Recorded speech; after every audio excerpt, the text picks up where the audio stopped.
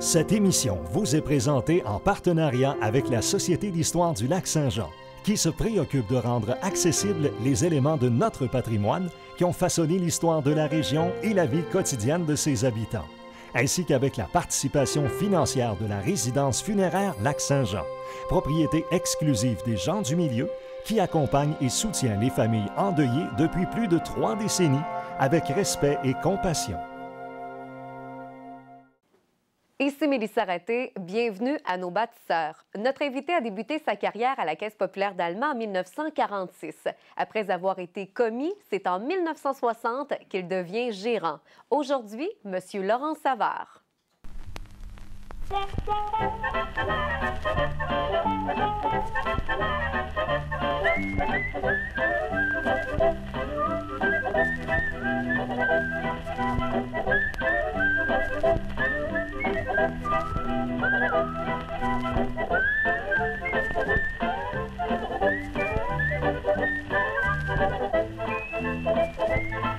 Monsieur Savard, merci beaucoup d'avoir accepté l'invitation pour nos bâtisseurs. C'est avec plaisir. La Caisse populaire d'Allemand a ouvert ses portes en 1936 et vous avez commencé à travailler là-bas en 1946. Ça a été quoi votre premier emploi à la Caisse populaire?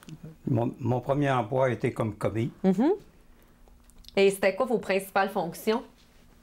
Comme commis, on faisait les entrées dans les livres, dépôts, retraits et les prêts pour aussi. Et là, racontez-nous un petit peu cette histoire-là, parce que quand vous avez commencé, vous avez été un peu à l'essai pendant 2 semaines, et ça a pris 2 semaines avant d'avoir votre premier salaire. Eh oui. Comment ça? Oui, par la suite, le salaire a augmenté. Oui, OK. À 50 pièces par mois.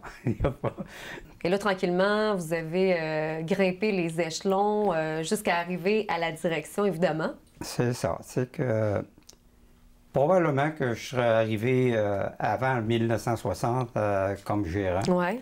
Sauf qu'à chaque fois, les administrateurs me disaient « Laurent, on pense à toi, mais tu es trop jeune. Il va falloir qu'à un moment donné... Parce que dans le temps, être gérant, ça prenait quelqu'un d'assez âgé pour donner quand même confiance aux gens. C'était vraiment une des conditions. C'était pas une condition, mais c'était dans les mœurs. OK, c'était primordial. Un jeune, les gens n'auraient pas fait confiance aux jeunes dans le temps. Ah oui? C'était assez spécial. C'était quoi les conditions de travail? Quand vous êtes arrivé dans les années 40, justement, à la Caisse populaire, les conditions, comment ça se passait?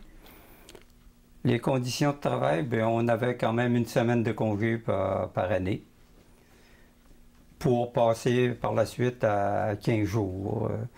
Quand j'ai pris ma retraite en 84, à ce moment-là, j'avais 3 semaines de vacances que je ne prenais pas toujours. Que vous n'aviez pas le temps en étant gérant. Parce que, comme gérant, on était responsable de tout.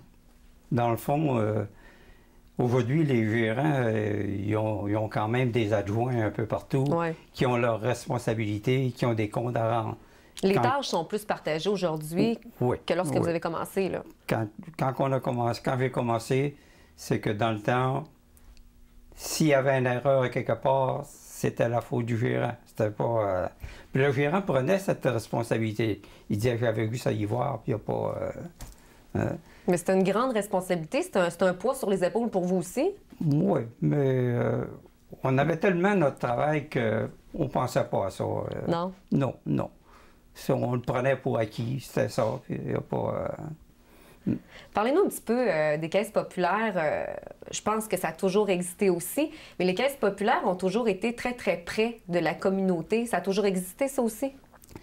Oui, ça a toujours existé. Quand il y avait quelque chose, un malaise dans la société au point de vue monétaire, la Caisse était là pour aider, faire un prêt, puis le sortir du marasme. Ça, je pense qu'aujourd'hui, ils le font encore. Là. Partenaire de plusieurs événements, avec plusieurs entreprises aussi, pour des bonnes causes. C'est ça. La construction de l'aréna, le centre Édouard Moffett, c'est la Caisse qui avait fait le prêt pour ça. La coopérative agricole, la Caisse avait fait un prêt pour ça aussi. La coopérative La Paroissiale, qui était une coopérative de consommation, un peu comme IGA aujourd'hui, où la Caisse était dans ça. Les syndicats, il n'y a pas... Ah, La caisse a souvent été là aussi pour les gens, aussi pour l'achat de la première maison, pour les agriculteurs aussi, là, j'imagine. beaucoup plus pour les particuliers, Ouais. l'achat de maison, que les agriculteurs. C'est que dans les prêts agricoles, on en faisait très peu. On était plutôt dans le prêt hypothécaire. Le prêt hypothécaire, on en faisait tellement que les notaires dans Alma disaient que la Caisse d'Alma faisait plus de prêts hypothécaires que tout l'ensemble des prêteurs dans la ville d'Alma. C'était quand même énorme, quelque hein? chose, oui. Ah. Et là, au fil du temps, ça a été quoi l'évolution des caisses populaires? Vous êtes entré dans les années 60. C'est en 60 que vous En avez pris la 60, direction? Comme directeur, c'est ça. À cette époque-là, c'était quoi la situation de la caisse populaire? La situation au point de vue actif ou... Oui. Ouais, l'actif était d'environ 1 million. Mhm. Et ça a monté graduellement de 5 millions par année. Pour finir, quand je suis sorti, ça devait être à peu près à 31 millions en 84. Donc, il y a eu quand même une belle évolution. Oui, pour le temps. Parce que ça avait pris quand même, aller en 60, ça avait pris quand même 24 ans pour amasser 1 million, quand on avait amassé 30 millions de 60 à 84 Quelques dans 24 années plus ans. tard. Ah. Mais aujourd'hui, c'est encore plus. Il faut penser quand même aujourd'hui avec tout ça, c'est l'évolution, les fusions de caisses. Les fusions de caisses ont amené une augmentation des Ouais. actifs. Parce que si Alma avait 31 millions en 84, nos villes en avaient peut-être 20 ou 21, puis Saint-Luc en avait, je ne sais pas combien, là, je ne me souviens pas. Mais il y avait beaucoup, il y avait eu, il y a eu beaucoup Tout ça a été d'évolutions. fusionné ensemble, ça fait que ça donnait un boom. Est-ce que vous avez été là aussi, vous, pendant... moi, je me rappelle quand j'étais toute petite, le fameux dépôt scolaire. Oui. Ça a été quand même quelque chose, une innovation de la part des caisses populaires au milieu scolaire. Ça a été un plus. Ah, les caisses scolaires, ils coûtaient de l'argent à la caisse, c'est sûr, OK. mais au point de vue de publicité, on ne peut pas évaluer combien ça pouvait rapporter aux caisses parce que ça incitait quand même un peu les étudiants à ouvrir un dépôt à la caisse après la caisse scolaire, ces affaires-là. De pouvoir J'ai épargner. toujours été en faveur, moi, des Ouais. caisses scolaires, puis je trouvais que c'était une bonne publicité, puis une bonne éducation aussi. Ben, c'était pour sensibiliser aussi les jeunes à pouvoir épargner le plus tôt possible. Oui, aussi. Ah. Les caisses scolaires, on allait ramasser les dépôts dans les écoles. Ouais. On faisait le tour. Et on allait reporter les livrets par la suite. Puis tout ça, ça faisait manuellement. Hein. C'est Ouais. ça qui est... Je me rappelle, la petite enveloppe brune, il fallait absolument marquer le nombre de dollars et on envoyait ça le lundi matin. Ah. C'était vraiment pas compliqué. Est-ce que ça existe encore, le dépôt scolaire, ou c'est plutôt rare Non, maintenant? ça n'existe pas de la même façon. OK. Je ne sais pas de comment exactement, là. Mais je pense qu'ils ont quand même une caisse à l'intérieur des écoles. Oui.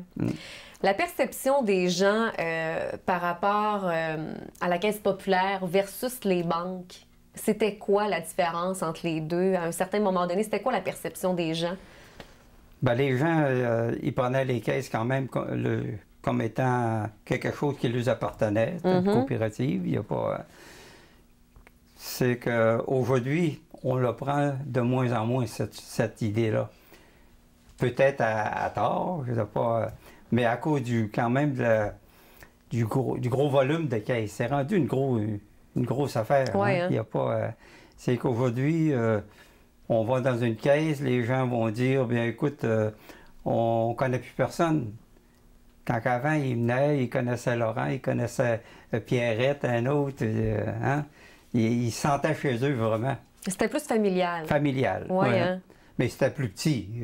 Faut penser ça. C'était plus facile. Mhm.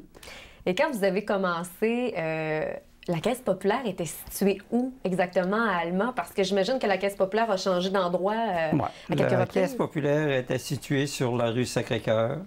Je ne me souviens pas du numéro parce que... Puis c'était la bâtisse qui appartenait dans le temps à Edmond Lavoie. Edmond Lavoie était le père de Joachim Lavoie.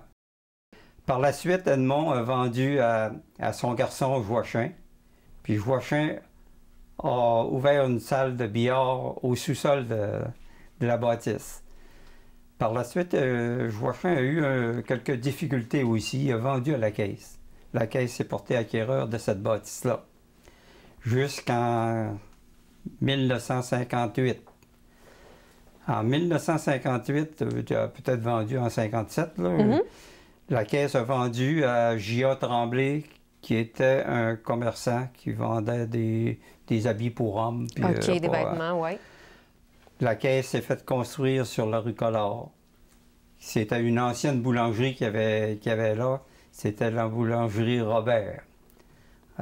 Ça, c'est des souvenirs quand j'étais bien jeune. Ouais, là, hein? hein? Par la suite, cette boulangerie-là a passé au feu. Et c'est les Bouchard, les autobus, là, qui sont portés acquéreurs de ces terrains-là. Après ça, c'est la caisse qui s'est portée acquéreur. Puis la caisse fait construire. En 58, à l'automne 58, on a déménagé dans cette bâtisse-là. Hey, c'était toute une bâtisse, c'était beau, c'était... Oui, hein, c'était neuf, oui. C'était beaucoup plus grand aussi, là, j'imagine, de ce que vous aviez à l'époque. C'était, en 58, c'était Arthur Bourdeau qui était le gérant de la caisse. Ça a été mon gérant aussi, un de mes gérants. J'ai connu à peu près tous les gérants. Louis-Philippe Lavoie, qui était un frère de Joachim, ces affaires-là, a été le premier gérant des caisses. Après Louis-Philippe Lavoie, il y a eu Gérard Pilote. Après Gérard Pilote, il y a eu Arthur Bourdeau. Après ça, ça a été moi. Après ça, il y a eu Jules Gérard. Après Jules Gérard, c'est Villeneuve, Laurent Villeneuve. Laurent Villeneuve qu'on connaît maintenant aujourd'hui. C'est ça. C'est quoi votre plus beau souvenir de votre passage au sein de la Caisse populaire d'Allemand?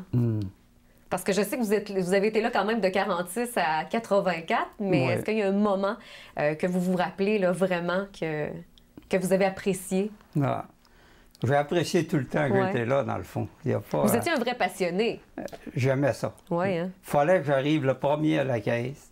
Si c'était arrivé une journée que les employés auraient arrivé avant moi, j'étais malheureux, dans le fond. Une partie de l'avant-midi. C'est vrai? Ah oui. Il fallait que j'arrive le premier, puis que je lui dise bonjour, puis il n'y a pas... je sais pas si c'était... C'était en vous, là. En vous, en moi. Hein? Vous étiez un bon patron, finalement? Est-ce que vous le pensez? J'espère que j'ai été un bon patron. Parce que j'étais quand même quelqu'un qui est d'humain. Je n'aimais pas demander aux autres ce que je n'aurais pas fait moi-même. Ça, c'est sûr. Assez que les employés me le disaient des fois. Monsieur Savard, on le fait. Si on ne le faisait pas, vous le feriez. Il y a pas... Puis on serait mal à l'aise. Il y a pas, tu sais... Mais j'avais jamais besoin de commander. J'avais toujours...